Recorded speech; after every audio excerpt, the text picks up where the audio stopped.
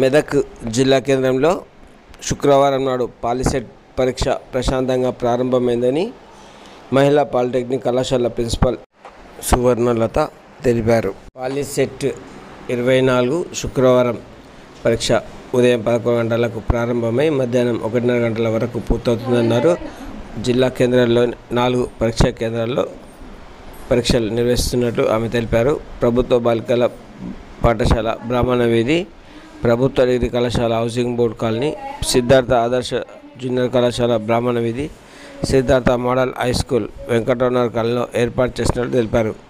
POLYCET 2024 ప్రవేశ పరీక్షకు విద్యార్థులు సమయానికి పరీక్ష కేంద్రాలకు చేరుకున్నారు.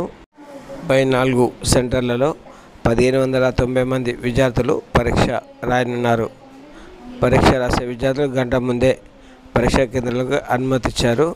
పరీక్షా కేంద్రం వద్ద ఎలాంటి అవాంఛనీయ సంఘటనలు జరగకుండా పోలీసులు బందోబస్తు ఏర్పాటు చేశారు.